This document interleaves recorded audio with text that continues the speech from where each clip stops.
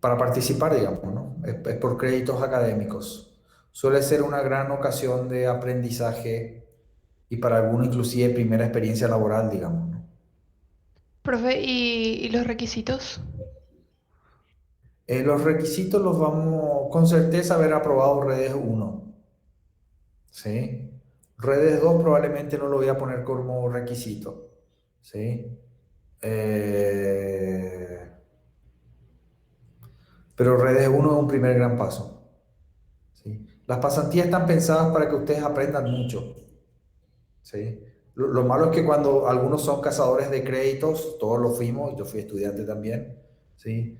Entonces eso quita un poco a veces el entusiasmo de los propios participantes, pero eso es tan sencillo como que el pasante que no responde, es mejor suspender la pasantía, digamos. Pero, o sea, hay gente que les va a estar acompañando en el proceso, etcétera. Entonces se suele volver ocasión de aprendizaje, ¿sí? A veces cometemos el error, especialmente cuando estamos terminando la carrera y pensamos que vamos a ir a ocupar cargos gerenciales o nos vamos a sentar en la mesa del jefe, digamos, ¿no? Y lamentablemente la vida no es tan sencilla, salvo algunas excepciones, ¿sí? Entonces estas pasantías también ayudan un poco a entender el valor del trabajo, ¿sí? Y que a veces pasa por poner un simple proyector, que a Dios gracias en esta, no sé si a Dios gracias, pero en esta época no es necesario, a cosas cada vez más complicadas, digamos, ¿no?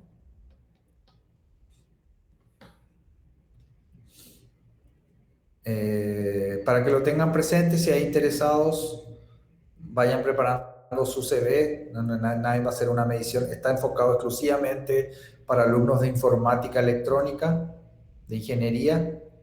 Eh,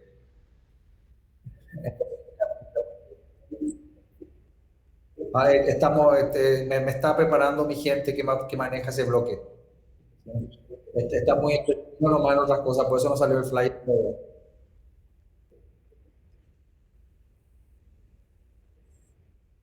Probablemente yo le voy a pasar a Magali para que Maga distribuya.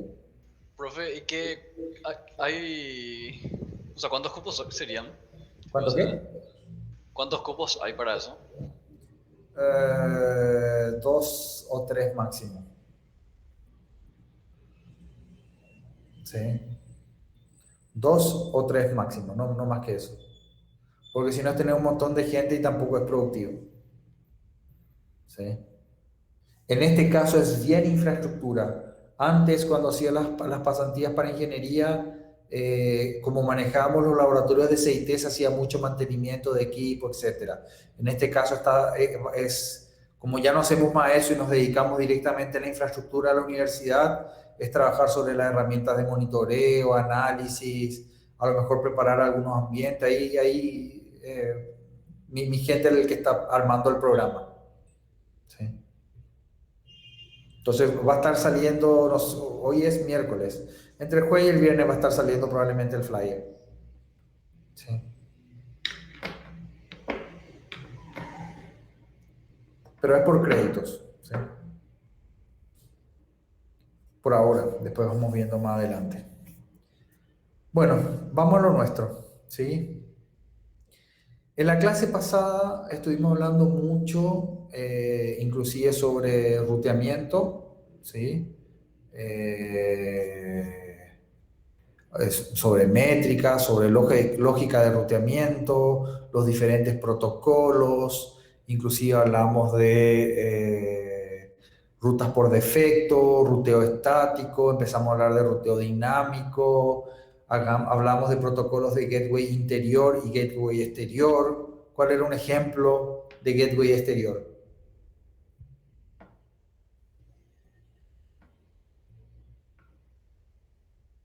¿Se acuerdan?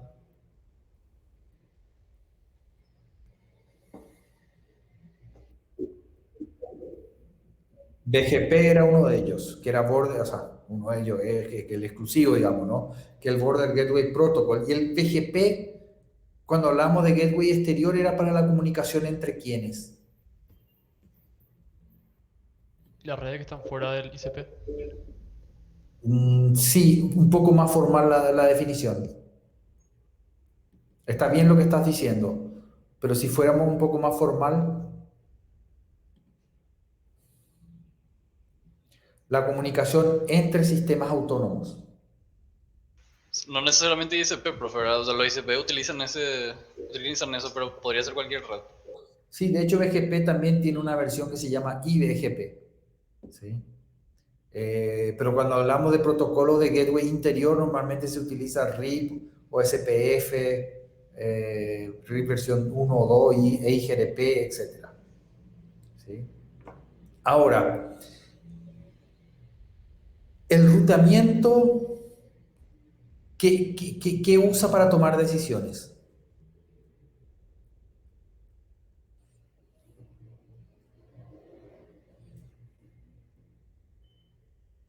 ¿Qué elemento es el que evalúa? La tabla de ruteo. La tabla de ruteo buscando qué.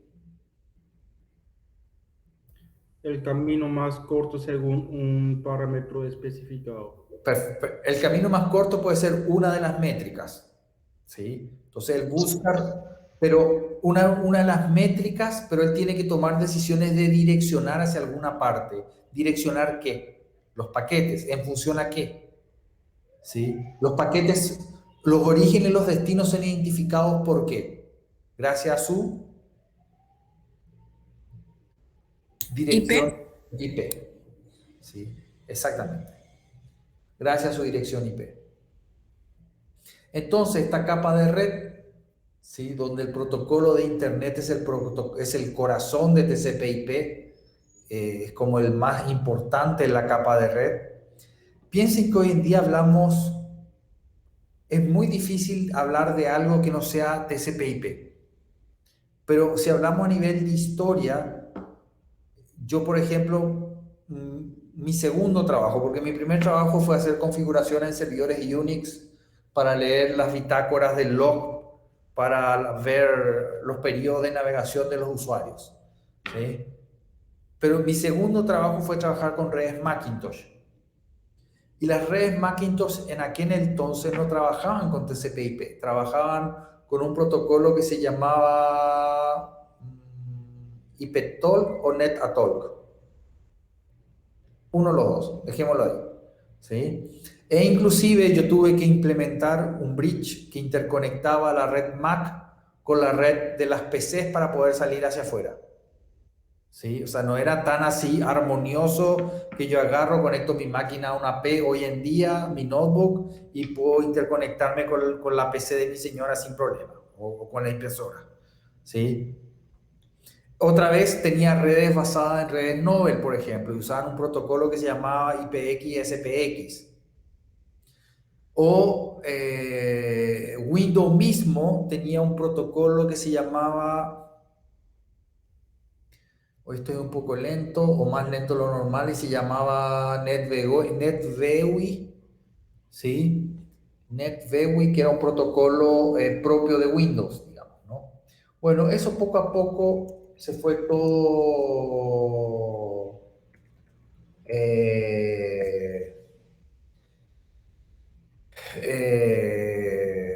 mudando hacia lo que es TCP/IP. Sí, ni siquiera sé si aparece hoy en día entre los stacks de protocolos propios de algunos sistemas operativos. ¿Sí? Entonces volviéndose lo central como corazón de uso. Y esto tiene un montón de funciones. La definición de los datagramas, que es la unidad básica de transmisión en Internet, un esquema de direccionamiento, porque los routers tienen que saber cómo mover eso que les llega. ¿Y qué les llega? Finalmente les llega un IP identificador que es un destino. ¿Sí? Y ese destino que les llega, él tiene que saber por qué interfaz tirarlo. Claro, en el caso de protocolos de ruteamiento dinámico utiliza métricas, como había dicho Roger, me parece, al comienzo. ¿Sí? Es como ejemplo. En el caso de ruteamiento estático, directamente le digo por dónde se tiene que ir, digamos, ¿no? Entonces, manejar todo el enrutamiento a partir de ese esquema de direcciones y también todo el tema de la fragmentación y reensamblado de estos datagramas. ¿sí? La fragmentación a nivel de capa 3, ¿dónde se daba? Trayendo un poco de... sacando del baúl. ¿Quién recuerda?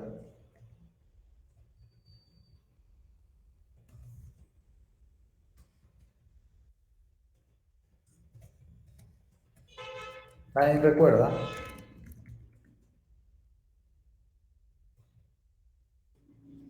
Ya no, profe.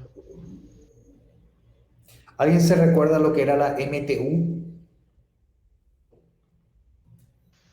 La unidad máxima de transferencia, ¿verdad? Ok, perfecto. ¿Y para qué la usábamos?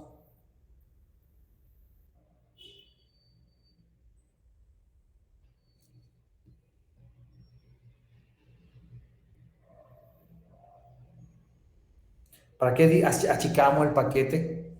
¿Para qué uno achica el paquete?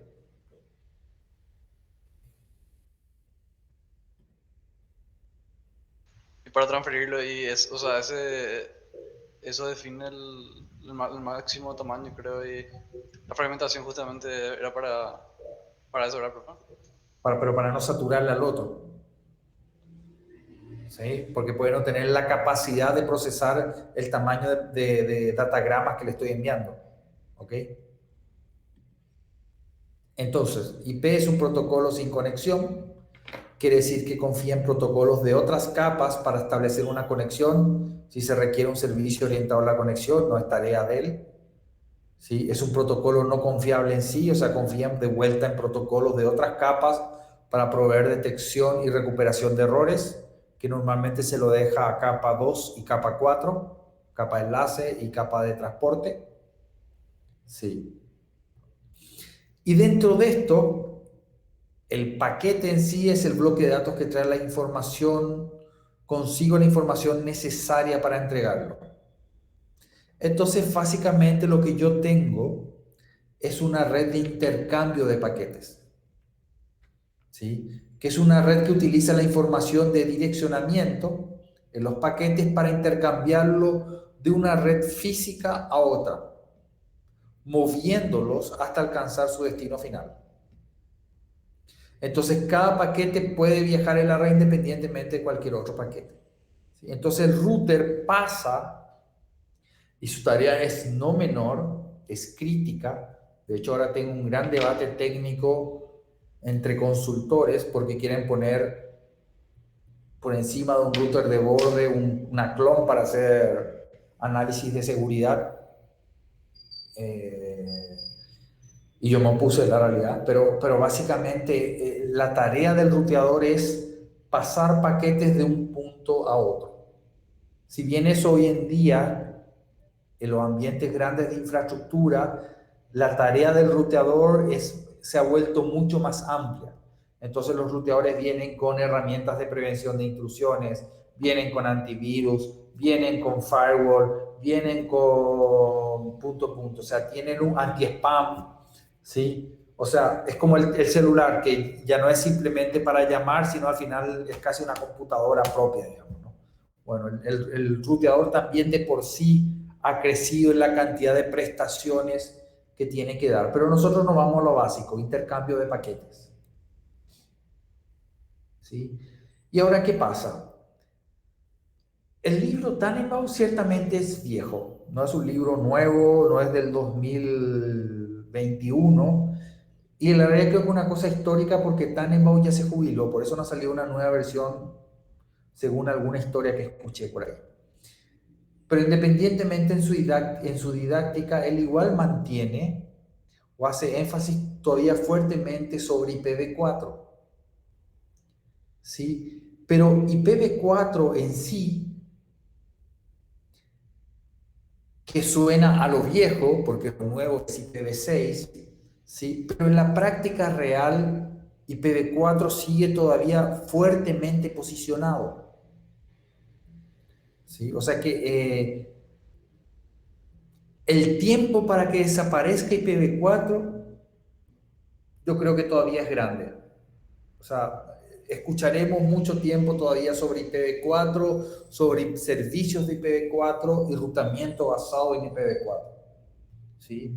De hecho, a nivel nacional, Copaco hace muchos años estaba tratando de rutear IPv6, pero yo no sé si hay servicios propios, por lo menos para mí conocidos, puede ser que no lo estoy conociendo, que estén haciendo rutamiento sobre IPv6. Y si pensamos en todos los servicios que consumimos, desde redes sociales a punto punto, sí, también corren sobre red IPv4. O sea, es algo que se quedó marcado, puntualizado, fuerte, y por más que exista, porque ¿cuál es el problema de IPv4? Rango límite de, o sea, muy limitado sus direcciones. Exacto, es tan limitado que se agotó, ¿sí?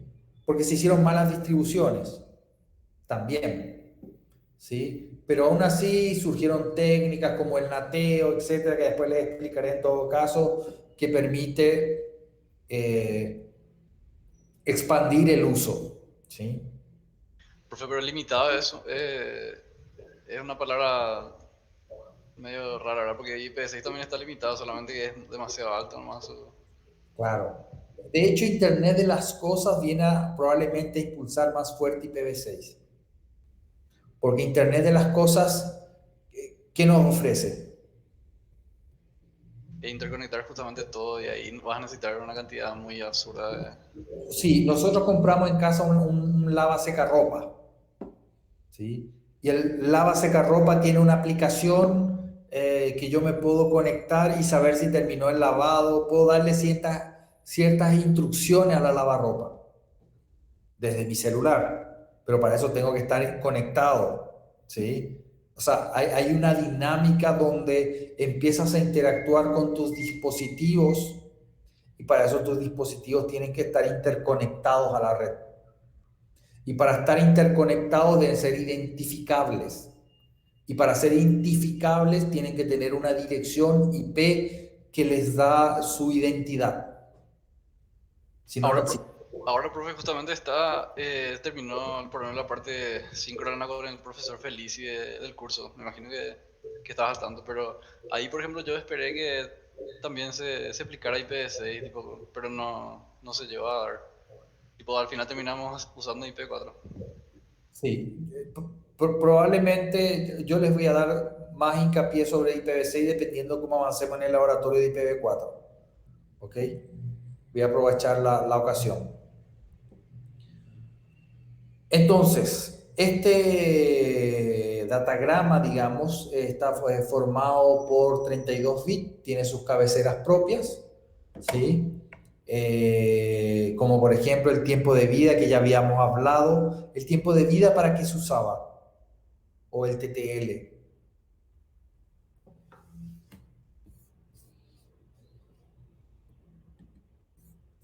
Para que no se sobrecargue la red de paquetes que no llegan a su destino.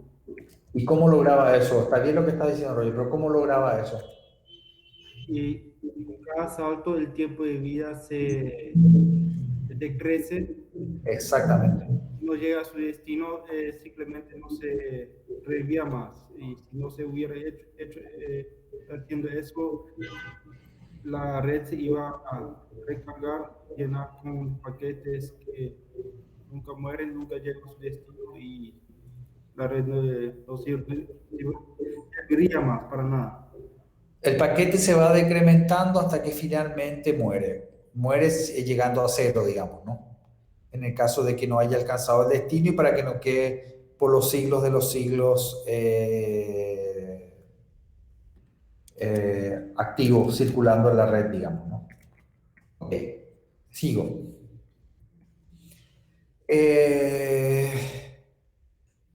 Y evidentemente nuestra dirección origen y nuestra dirección destino, que acá es muy importante entender porque la comunicación origen-destino es el destino a donde yo me voy a conectar y el origen desde donde yo salgo.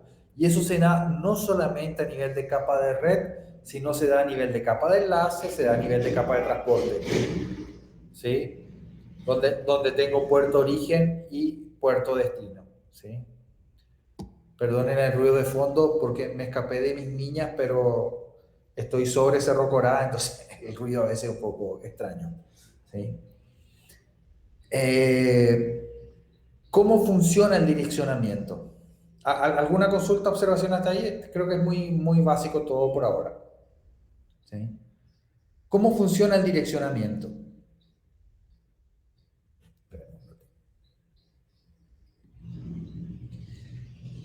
Si la dirección de destino es un host en la red local, el paquete se entrega directamente a su destino. ¿Eso qué quiere decir? ¿Por dónde se mueve el paquete en ese caso? ¿Llega al router o no? No, solo por, ¿Y por dónde pasa?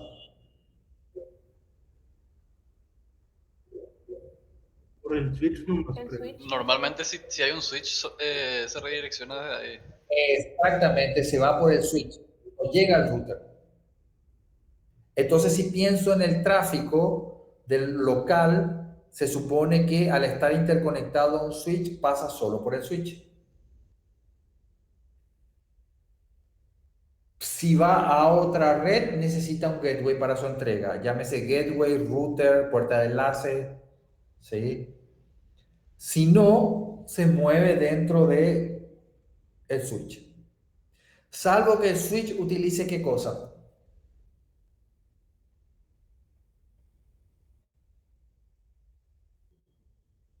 VLANs. Exactamente. En el caso que el switch use VLAN, ahí sí tiene que irse hasta el router. Si no quiero que se vaya hasta el router, ¿qué tengo que colocar?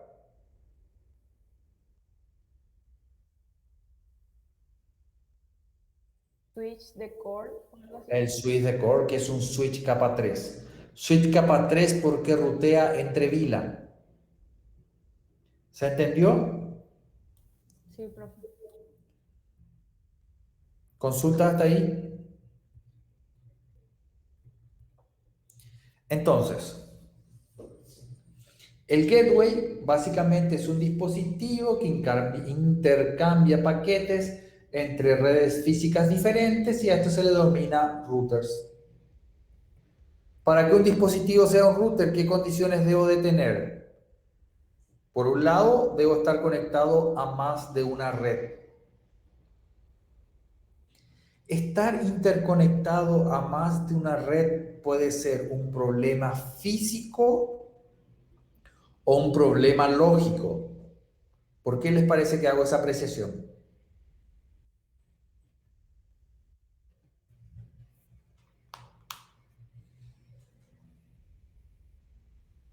¿Quién se arriesga?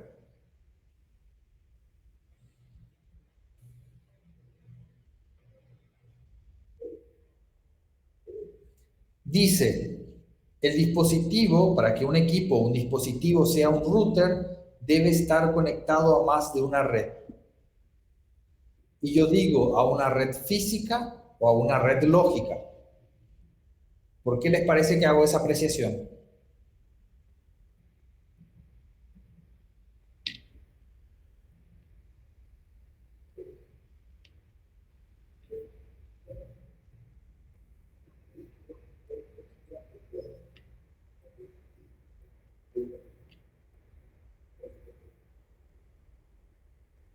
Les explico.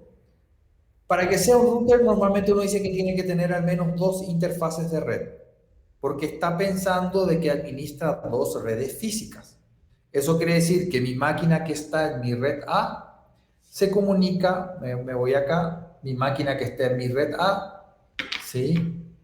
Se comunica con mi red B. Entonces se asume de que esto es una interfaz física y esto es otra interfaz física.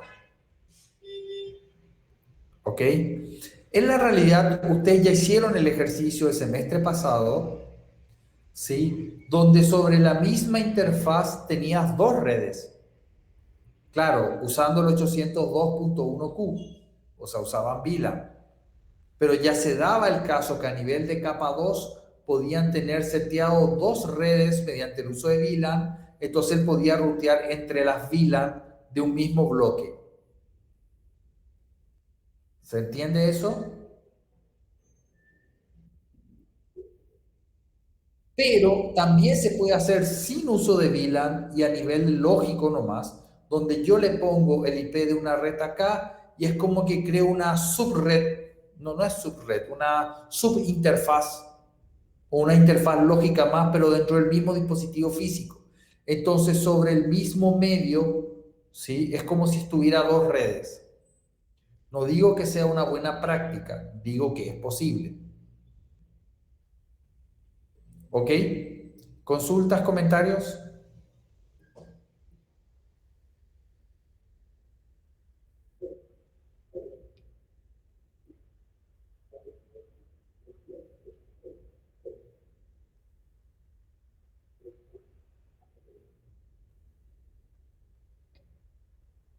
Y en la realidad no vas a tener, él tiene la capacidad de gestionarlo, porque finalmente, ¿qué viaja acá en el medio? Sí, pero ¿cómo viajan? Son señales codificadas. Entonces el que realmente procesa es el gateway, o en todo caso el switch. ¿Sí? Eso hace de que permita que eso funcione. ¿Sí? De hecho, en algún momento en la universidad, por alguna necesidad particular, se hizo. Entonces, la lógica es que el usuario arranca desde el host A1, la capa de aplicación, nos vamos a transporte, internet, la capa de acceso, viaja la información y va pasando por los gateways hasta llegar a destino, donde en destino realmente se habla a nivel de capa de transporte. Previamente solamente hablamos a capa de red. ¿Sí? No quiero hacer de vuelta lo que hicimos en la clase pasada del desglose, que la comunicación entre MAC address, host A1, gateway G1, salvo que ustedes consideren oportuno, sigo. ¿Sí? Entonces, ¿en qué consiste el ruteo? Básicamente tiene que decidir cuál gateway, cuál puerta de salida utilizar. ¿Sí? Perdonen, retrocedo algo porque no me quiero olvidar. Esto es una red, la red A. La comunicación entre las dos interfaces de estos dos routers es la red B. La comunicación entre este router y la estación que está en su LAN es la red C. ¿Qué es lo importante acá? Que este dispositivo tiene que estar en la misma red de la puerta de salida, porque si no, no vas a ver por dónde salir. ¿Cómo sé cuándo es una red u otra? Lo vamos a ver enseguida. Hacia ahí voy. Pero conceptualmente se entiende. O sea, esta interfaz no puede estar en la red F porque esta máquina no le vería. Para poder verle, tiene que estar en su misma red. Profe, volviendo a eso que dijiste, que lo de la subinterfaz, en el ejercicio que hicimos nosotros el semestre pasado, nosotros, o sea, supongo que a esa red A estaba conectado un switch, ¿verdad? Y ese switch puede estar conectado a más computadoras. Pero la información de esas tres computadoras viajaban por un mismo cable, digamos, al router. Sí, ¿Y sí. por qué dijiste que en la otra manera podría haber problemas? No. Me corrijo, me aclaro. Cuando lo hiciste en el primer semestre en Redes 1, usaste VLAN. Entonces, para el uso de VLAN, en la realidad hiciste un troncal.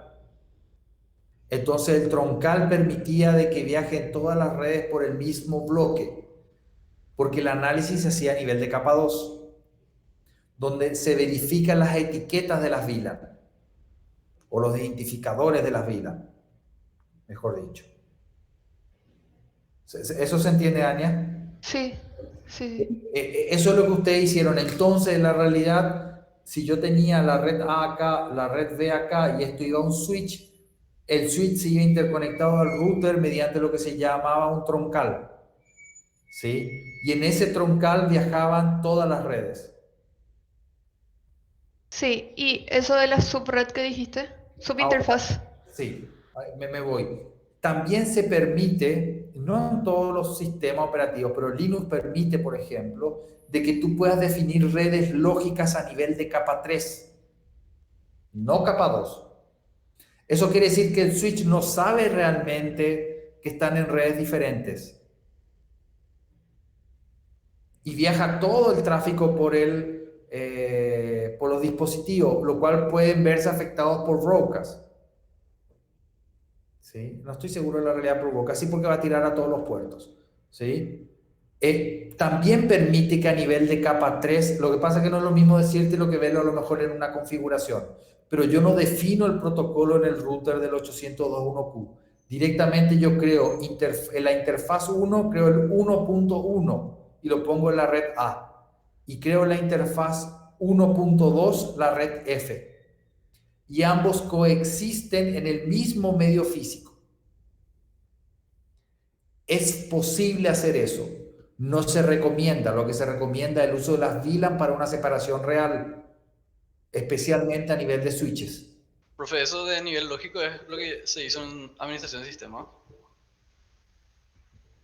que justamente no llegamos a tocar VLAN. Sí, es posible.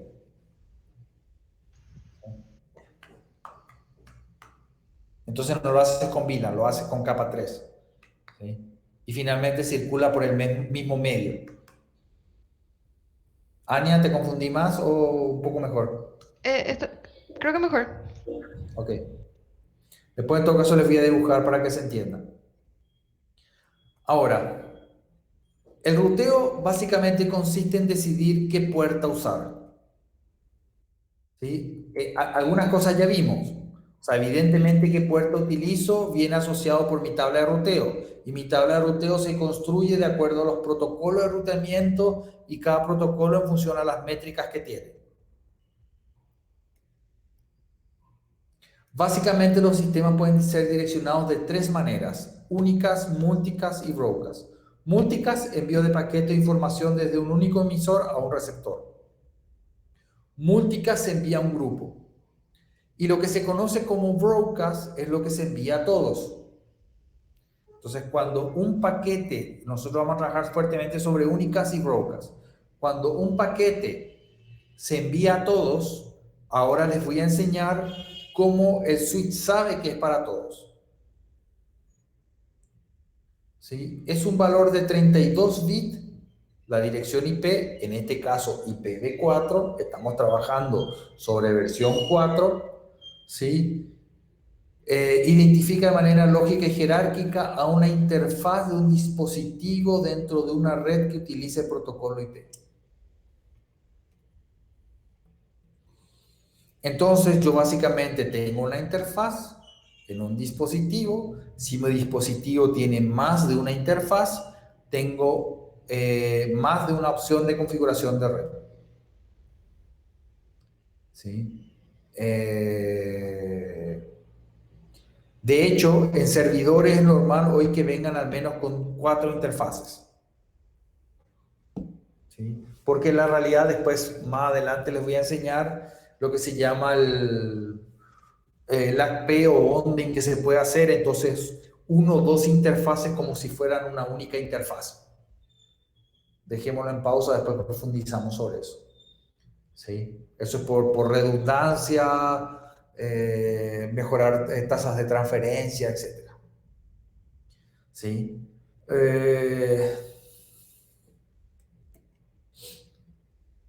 Ahora, ¿quiénes supervisan las direcciones IP? Eso ya habíamos dicho y de hecho ya me habían respondido inclusive en la clase pasada, me parece. ¿Quiénes supervisan las direcciones IP?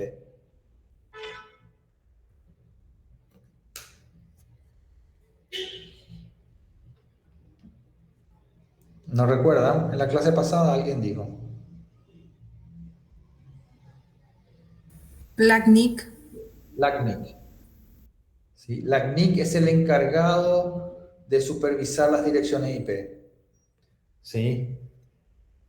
Eh, la CNIC a nivel latinoamericano, ¿sí? Después cada país tiene su lógica.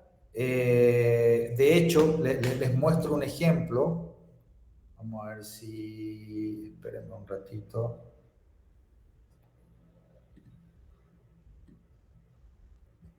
¿Se ve en mi pantalla? Si ustedes escriben who is LACNIC, ¿sí? ¿Están viendo mi pantalla? ¿Mi navegador? Sí, Sí. profe. Sí. Ok, si escriben who is LACNIC, who is LACNIC, ¿sí? Acá yo, por ejemplo, le pongo 209.422, ya tenía ejemplos, le pongo buscar, ¿sí? Y dice de que ese 209.4, justo es barra 22, le voy a cambiar para que no se confundan, 209.46, ¿sí? Si acaso. 209.46, que es una dirección que yo estoy queriendo saber a quién pertenece.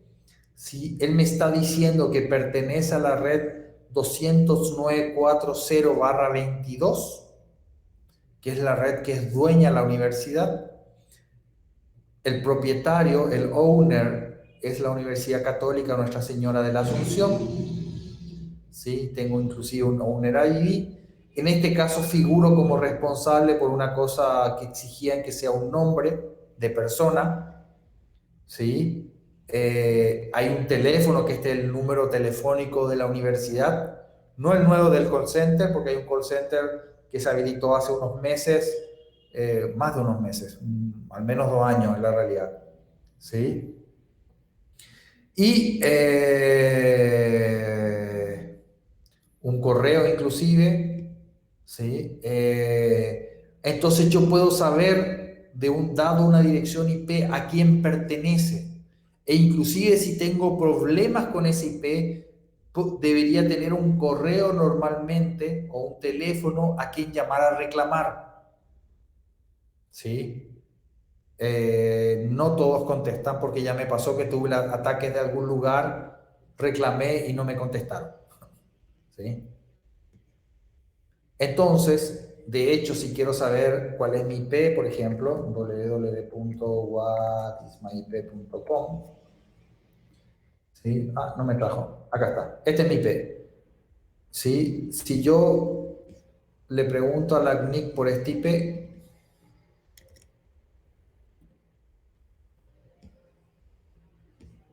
es de personal.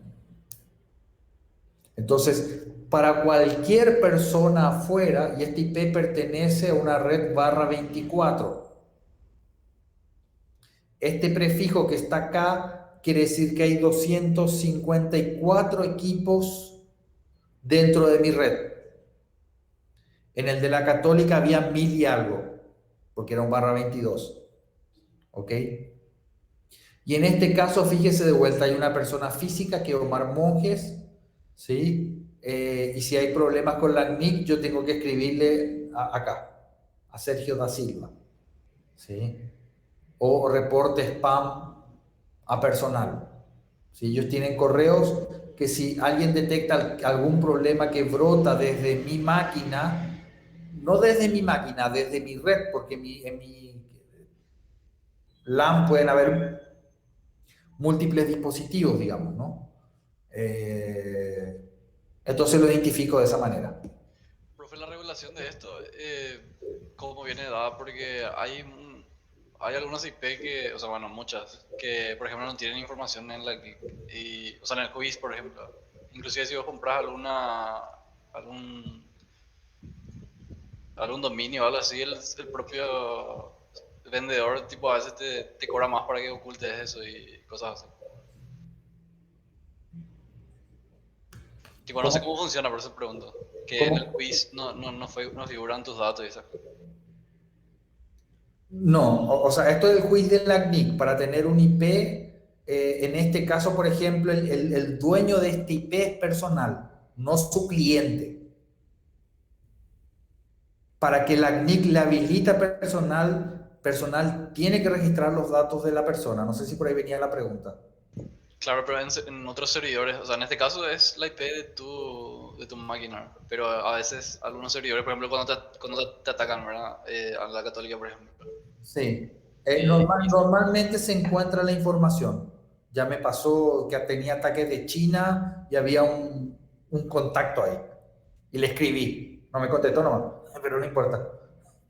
¿Sí? Yo podría haber hecho una denuncia a la CNIC porque ellos no me contestaron. ¿Sí? O sea, se supone que el que administra las redes, que es diferente, o sea, esto a nivel de IPs.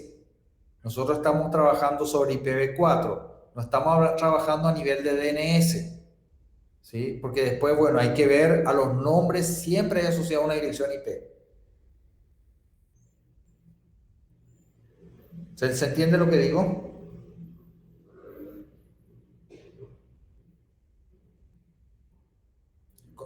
Te contesté, Sebastián, parece que era justo se me perdió mi... sí, profe, sí, sí. O sea, lo del DNS sí ya tenía claro, pero eso del juicio lo que quería saber mejor. O sea, lo que entendí es que no es difícil o imposible ocultarlo, pero tenía entendido que hay gente que lo hace. Eso quería saber. Puede ser que hayan redes no registradas, pero no estoy seguro cómo lograron estar sin estar registrados.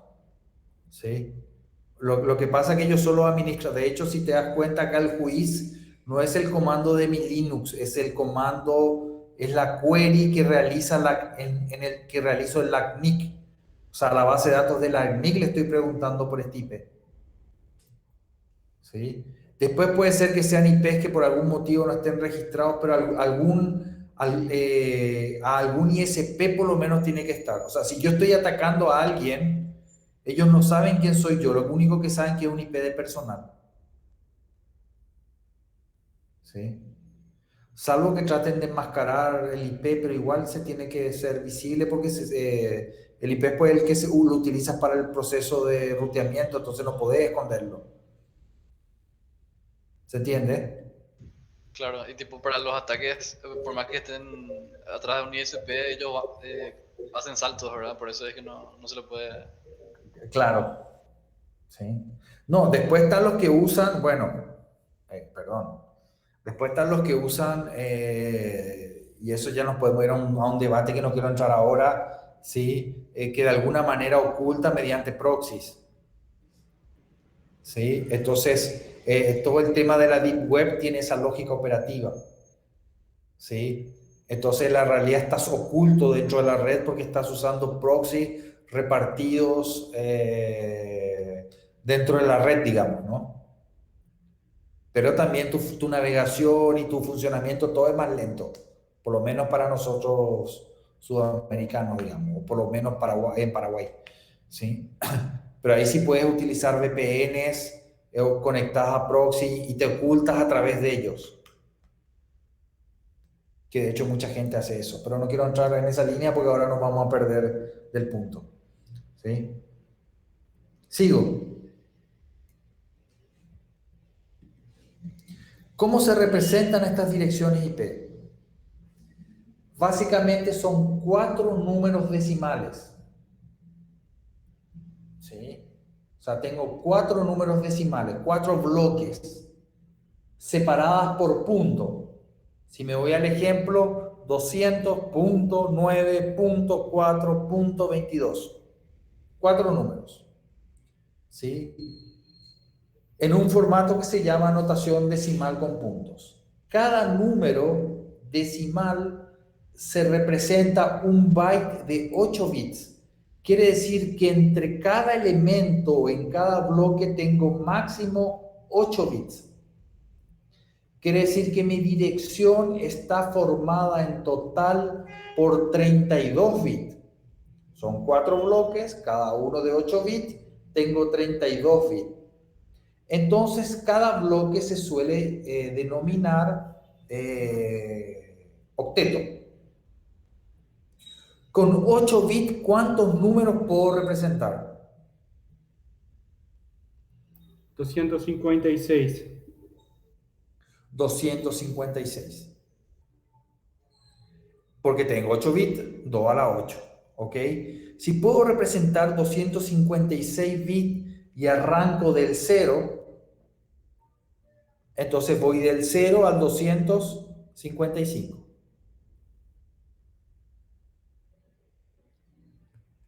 ¿Alguna duda?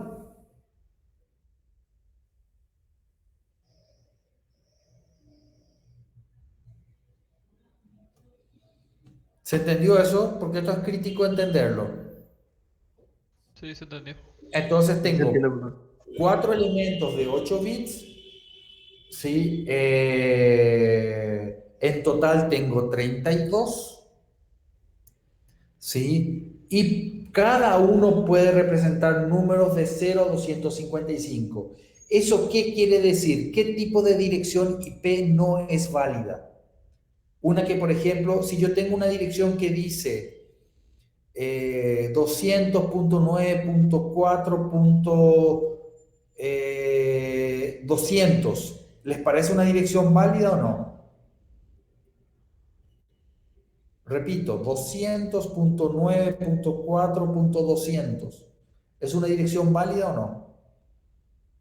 Sí, profe. Sí, profe. Y si digo 256.9.4.2, ¿es una dirección válida o no?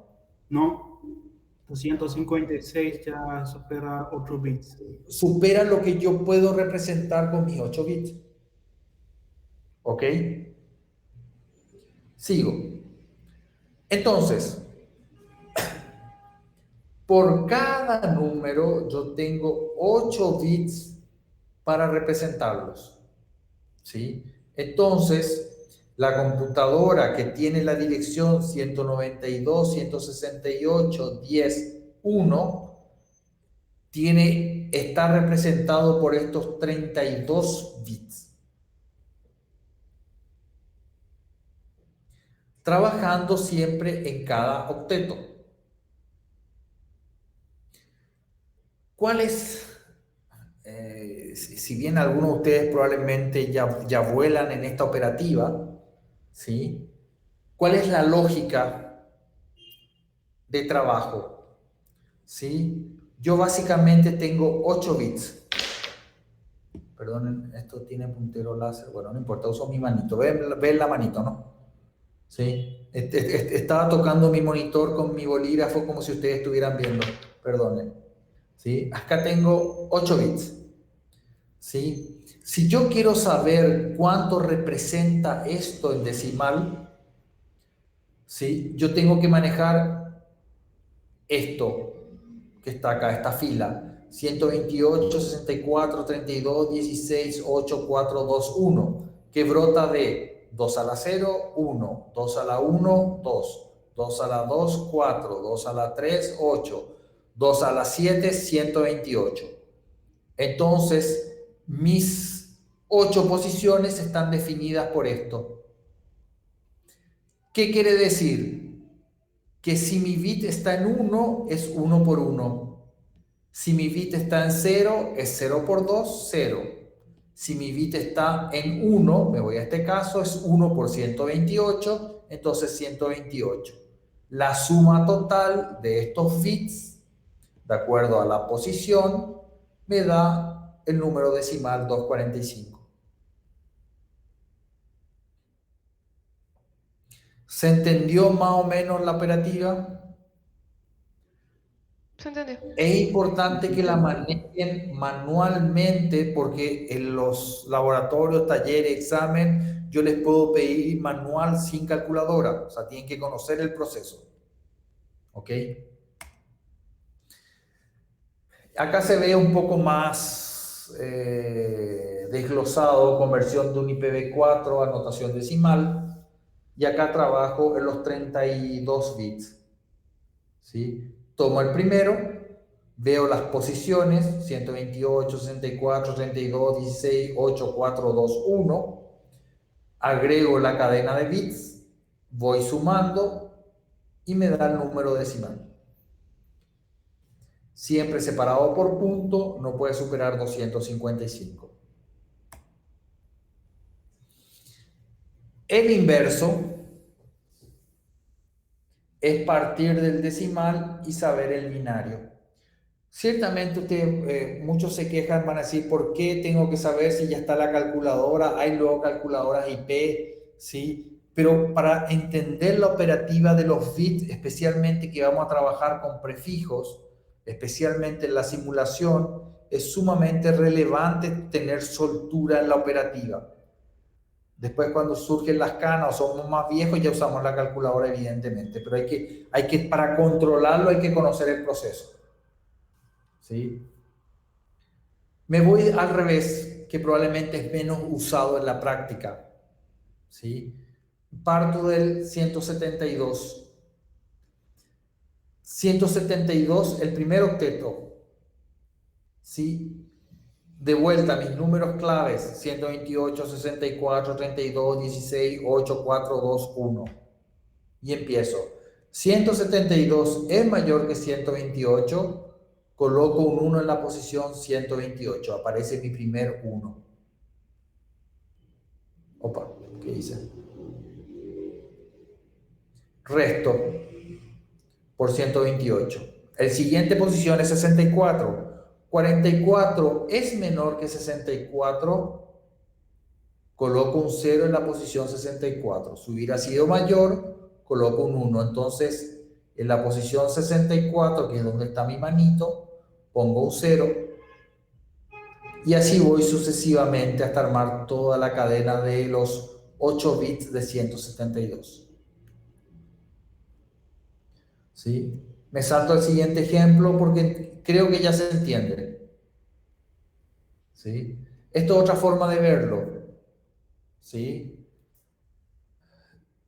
Convierto 172, 172 menos 128, verifico si es mayor o menor que 64, después verifico con 32 y así sucesivamente. ¿Sí? Si es menor pongo 0, ¿sí? Si es mayor pongo 1. ¿Sí? Ahora, dentro de esta dirección IP, ¿qué contiene? Por un lado, el dispositivo, el dispositivo propio, y por otro lado, la red a la cual pertenece ese dispositivo. Es como cuando ustedes llegan a un condominio. Es más fácil un condominio porque es cerrado, puede ser un barrio también, ¿sí? O un edificio. Ustedes llegan al edificio, identifican el edificio, ¿sí? El problema después es los departamentos dentro de ese edificio. Entonces, el edificio es la red y los dispositivos, que son los departamentos, están identificados por algún número especial. Lo mismo ocurre con un condominio. Entonces, dentro de esta dirección IP o dentro de estos 32 bits, yo tengo un bloque de bits que me marcan la red y tengo un bloque de bits que me marcan la estación de trabajo. ¿Consulta hasta ahí?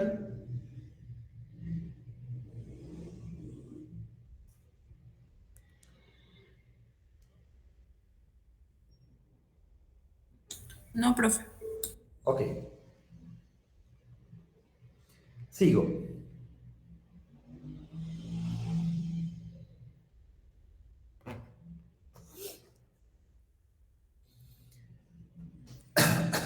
¿Qué habíamos dicho que es el broadcast? Envía a todos. Envía a todos. Ok. Parto de esto. Parto de la dirección del host. Voy a partir al revés de mi imagen.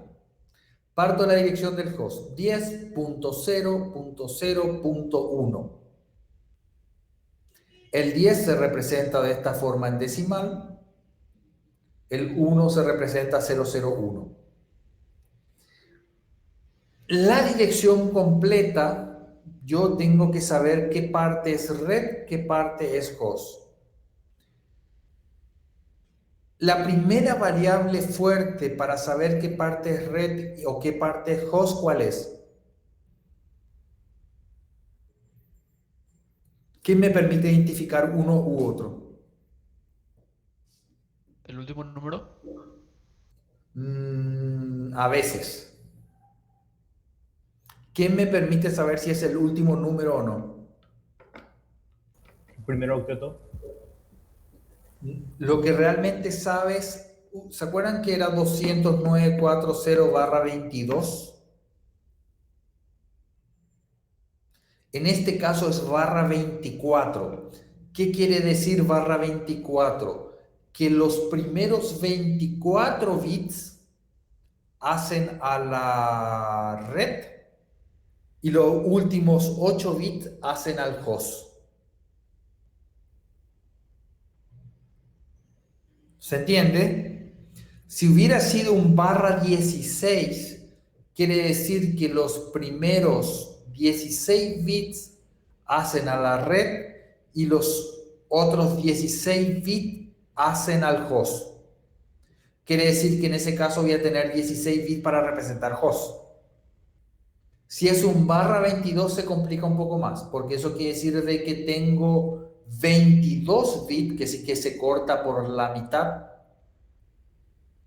que hace la red y el resto hace el host. ¿Está claro? Entonces el prefijo, que en la realidad tiene mucho vínculo con el concepto de máscara, que también se lo voy a decir enseguida, básicamente nos separa de qué parte es la red, de qué parte es el host.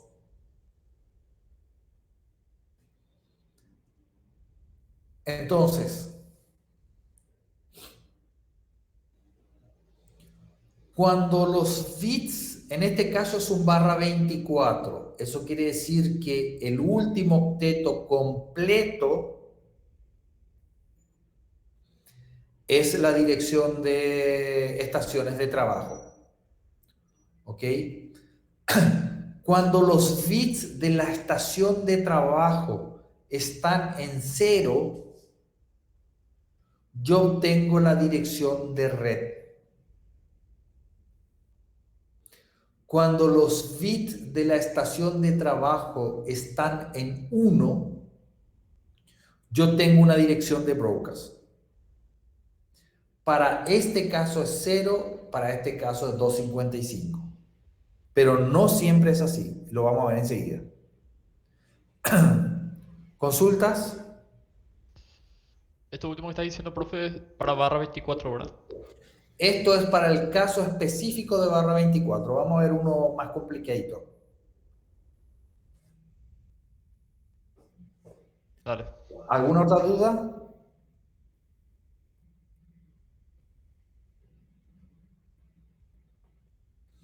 ¿Sí? Entonces acá se ve básicamente la dirección de red que se utiliza y la dirección de broadcast que se utiliza para enviar paquetes a hosts en la red que comparta la misma porción de red.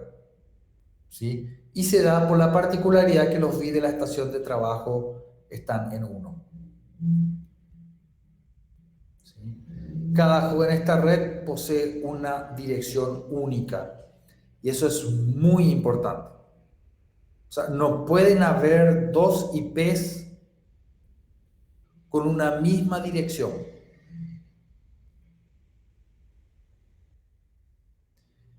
Y les cuento un caso. En un lugar que hacía consultorías, tenía su propio técnico, llamaron desesperados porque dejó de funcionar el servidor de correo.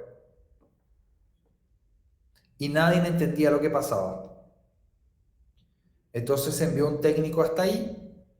Y el técnico lo primero que encuentra en la pantalla es que la dirección IP estaba siendo utilizada por alguien. Pero ese alguien, si tu predio es demasiado grande, puedes volverte loco buscando. O sea, a alguien se le ocurrió cambiar su dirección IP y poner la misma dirección IP.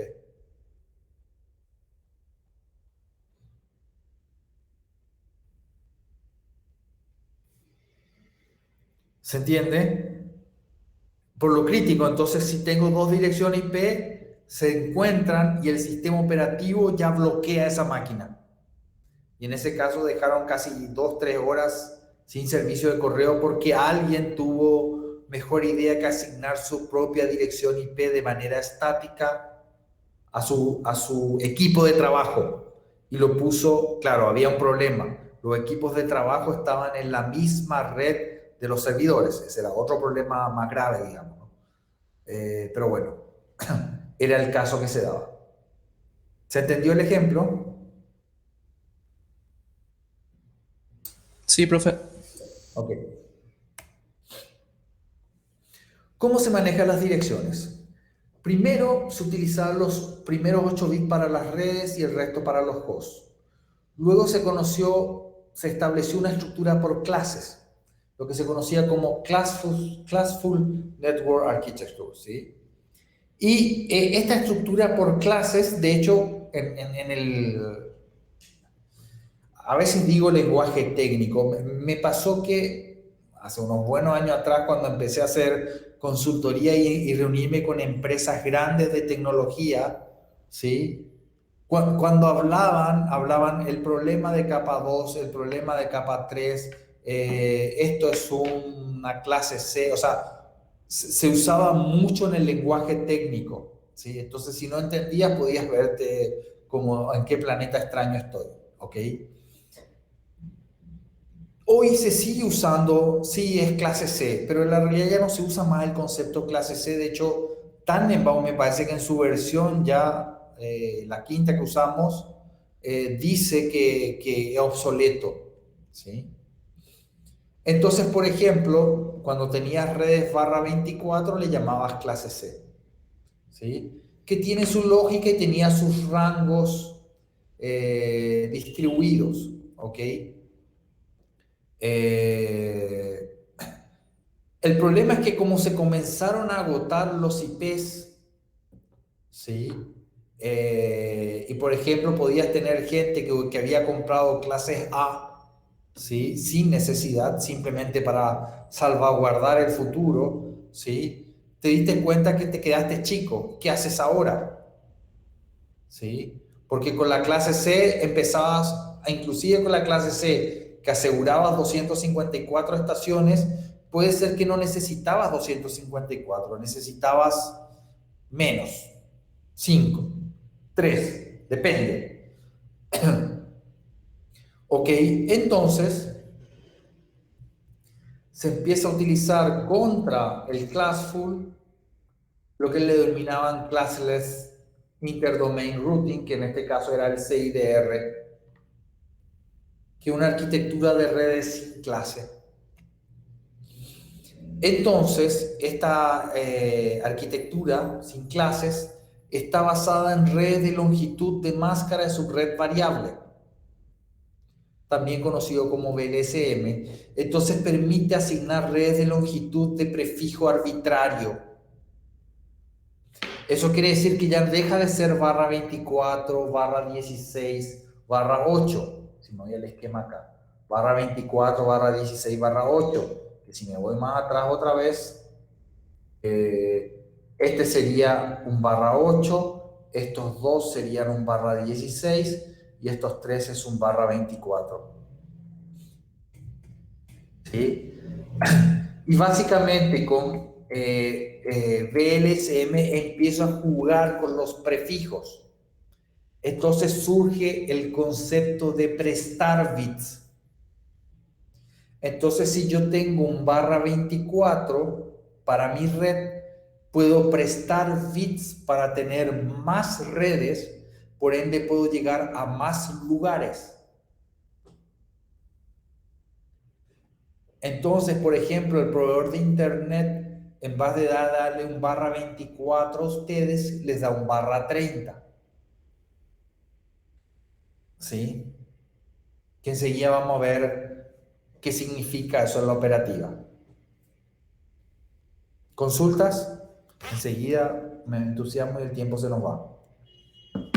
¿Consultas?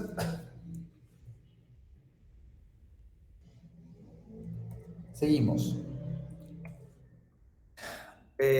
Acá hice una pausa. Sí, probablemente esta diapositiva debería estar después para no perder la lógica, pero ya que está lo digo. Todos tienen claro lo que son las direcciones públicas y las direcciones privadas. ¿Hay alguna duda?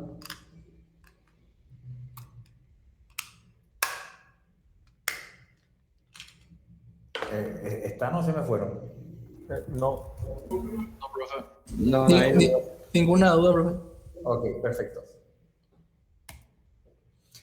Dentro de las privadas existen rangos reservados y utilizados para usarlos como privados. Algo parecido al tema de las frecuencias, ¿se acuerdan? Que tenía un rango de frecuencia que podíamos utilizar en uso doméstico sin necesidad de tener una autorización de la Conatel nosotros. Bueno, en este caso algo parecido. Tenemos redes, direcciones privadas que de hecho, por ejemplo, cuando compramos un access point dentro de nuestra casa, normalmente ellos nos asignan IPs permitidos dentro de su red privada. Entonces es posible que todos en sus casas tengan, por ejemplo, IPs dentro del rango 192.168.00/16.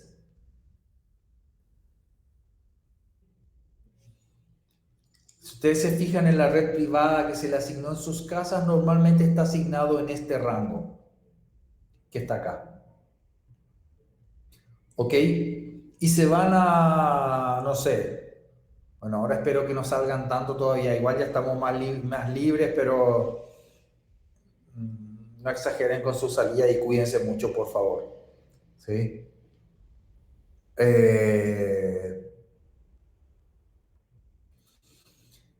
Se van a un shopping y tienen red inalámbrica y se fijan que IP les asignó y probablemente les asignó un IP privado.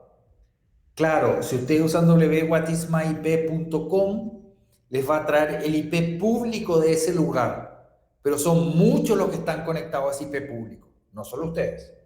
Ustedes individualmente, al estar dentro de esa LAN, normalmente se les asigna un IP privado.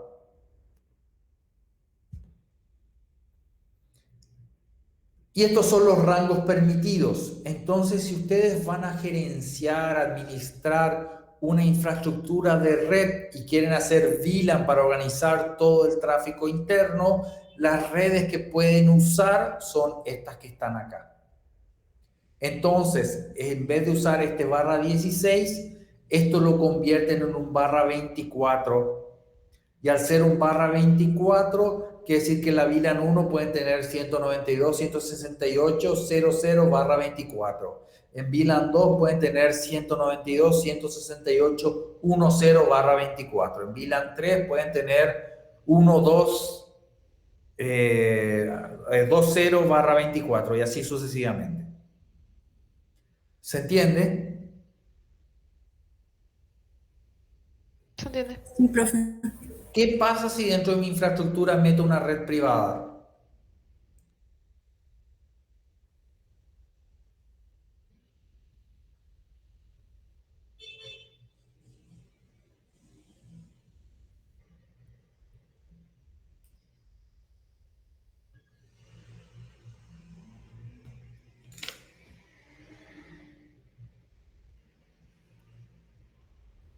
Y suena tonto porque para eso están las redes privadas. Si yo pongo una red pública, perdón, hice mal mi pregunta, pues nadie me dijo nada.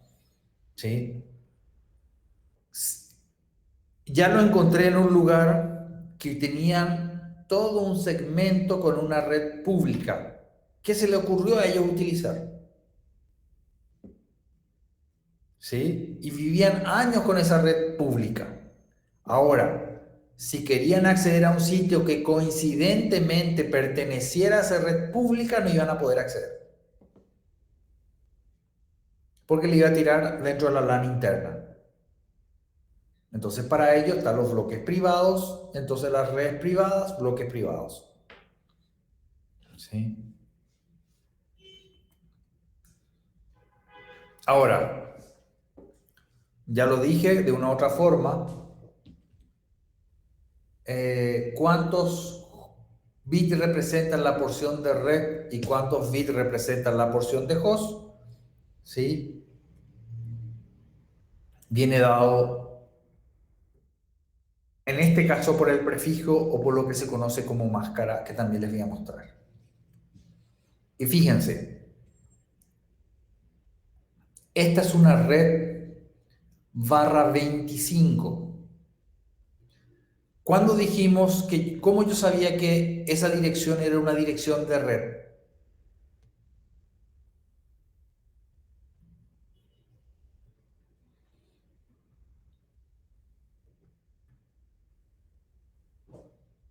Sus bits de máquinas son todos en cero. Sí, exactamente. Bien, Roger. Me suena raro nomás decir máquina, pero esa es la idea, de una estación de trabajo, sí. De un host, está súper bien, ¿sí? Los bits de este host, que en este caso al ser un /25, quiere decir que hay 25 bits reservados para la red. Eso quiere decir que el primer bit del cuarto octeto es parte de la red también. Entonces, en este caso, ¿cuántas redes puedo tener? Si el último bit del cuarto octeto fue prestado, ese bit, ¿cuántas representaciones puede tener? 2 a la 25. 2 solamente, o 0 o 1. ¿Sí? O sea, en este caso el valor de este bit puede ser 0 o 1. ¿Ok? Y el resto de los bits, si están en 0, es una dirección de red. Si están en 1, ¿qué es?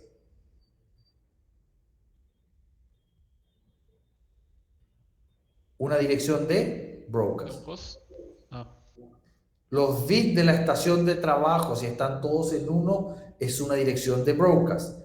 Entonces, para esta red /25, si este es 0 y estos bits son todos 1, si hago 0 más 2 más 4 más 8 más 32 más 10 más 32 más 64 más 64 porque 128, 128 ya no da, este número da 127. ¿Sí? Entonces la dirección de broadcast para esta red /25 es 127.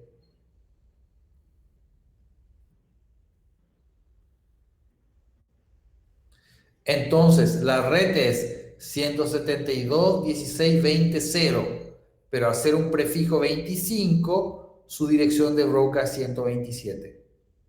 Su primer host es el 1 y su último host para la red 0/25 es el 126.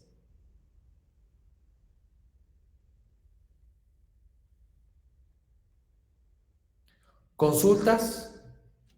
¿Se entiende? Sí, profe, ¿para qué es la dirección de broadcast? O sea, entendí la definición de broadcast, pero la dirección es para... O sea, usas esa dirección para enviar a todos. O sea, para aplicar la definición de broadcast. Exactamente. Ah, ok. O sea, el broadcast va a todos los paquetes de la red. ¿Por qué hay necesidades diferentes de los protocolos de las aplicaciones, digamos?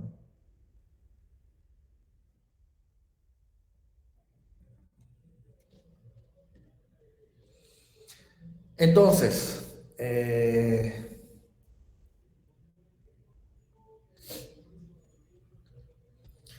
hecho, fíjense lo que pasa acá.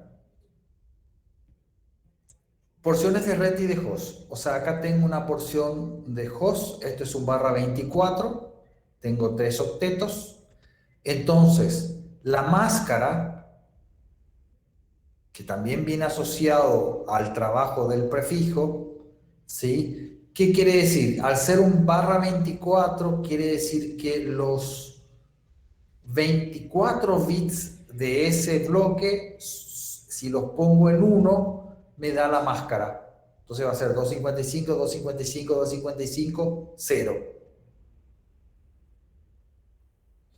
Si esto hubiera sido un /25, quiere decir que acá va a ser 10000. Entonces su máscara va a ser 255, 255, 255, 128. Algunos dispositivos permiten colocar máscaras de subred, otros dispositivos permiten colocar prefijo. De hecho, cuando configuremos los routers en el laboratorio, los routers que configuramos no permiten usar prefijos. Van a tener que utilizar la nomenclatura de máscaras. ¿Sí? Entonces, estos valores se encuentran en la porción del host, 0, 1. Un 0 en esta posición indica que ya forman parte del host de esta dirección. O sea, dentro de la máscara, el bloque que está en 0 quiere decir de que me está indicando la porción de la dirección IP que hace al host.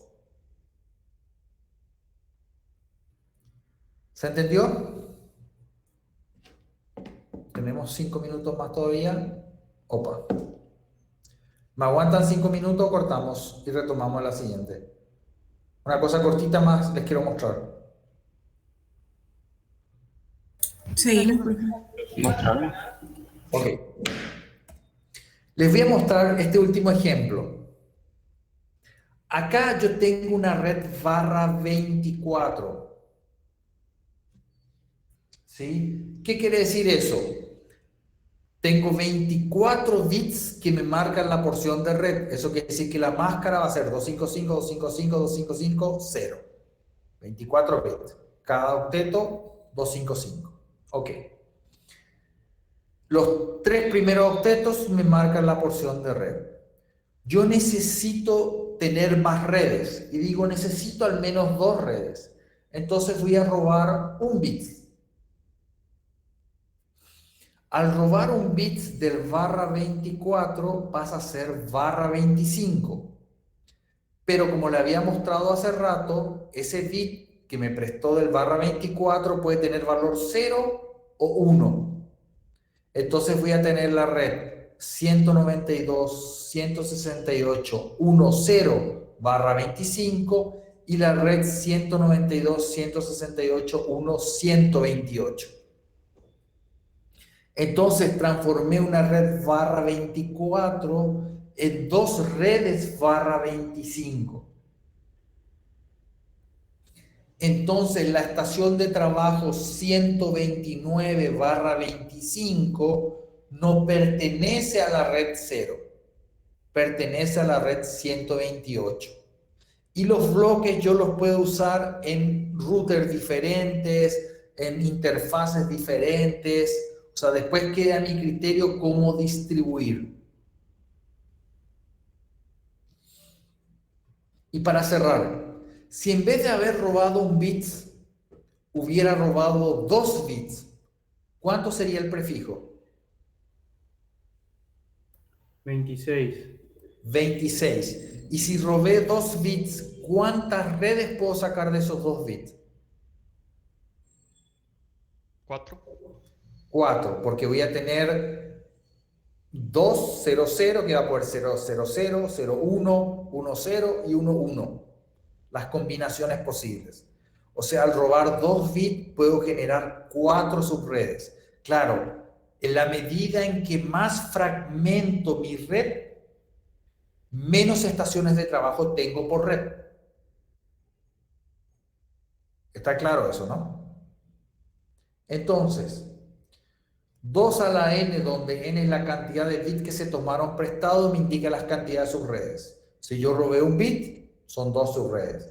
Robo 2, son 4 subredes. Robo 3, son 8 subredes. Y así sucesivamente. Y estaciones de trabajo es menos 2. ¿Sí? ¿Por qué les parece menos 2 para cerrar? Porque siempre se dedica una para la red y otra para el broadcast. Porque se marca uno para la red, que es el 000, y otro para el broadcast, que es el 111. ¿Alguna inquietud? les pido que repasen porque en la siguiente clase vamos a arrancar haciendo un laboratorio primero de configuraciones, antes de irnos a lo teórico. ¿Ok? Dale, profe. ¿Vamos a necesitar alguna herramienta, profe, o en lápiz, papel? Lápiz, papel.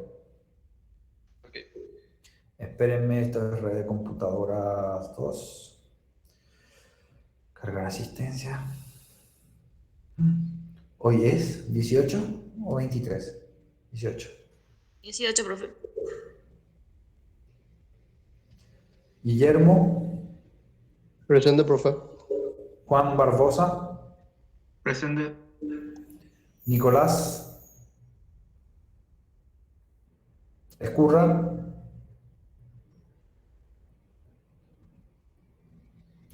Matías Gil. Presente.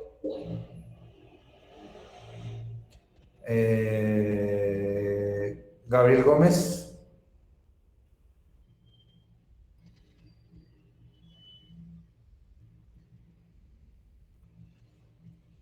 Pablo. Nicolás. Estaba, ¿no?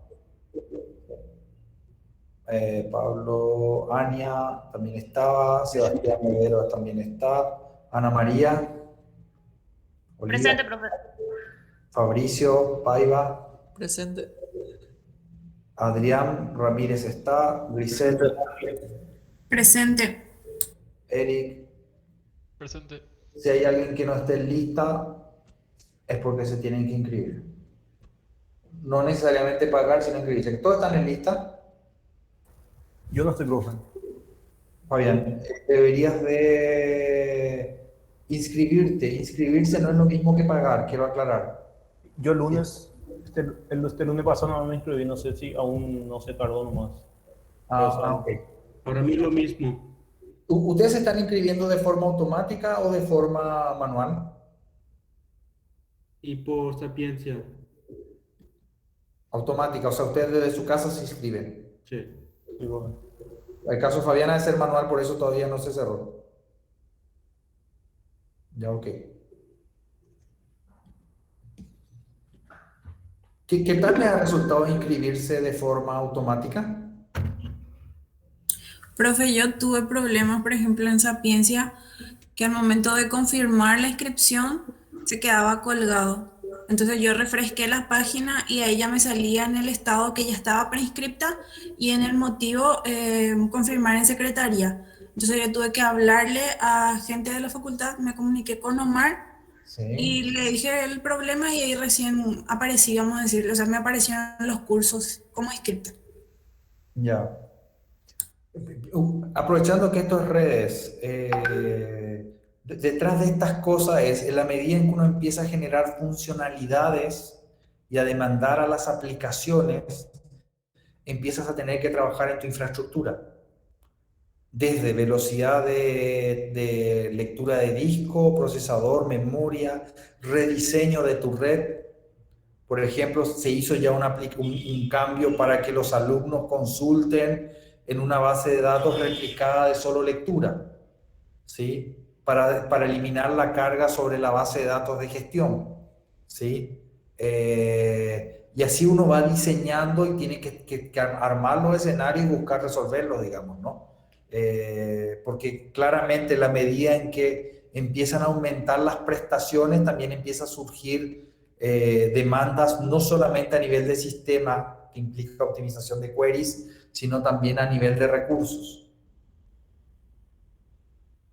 ¿Sí? Y es todo un mundo fascinante de análisis para encontrar la mejor solución, que no siempre es simplemente comprar disco de estado sólido a todo. ¿Sí? Bueno, cuídense, buen resto de semana, gente, buen estudio. Estamos en contacto, ¿sí? Dale, gracias, profe. Gracias, profe. Chao, profe, gracias. Gracias, profe. Chao, chao.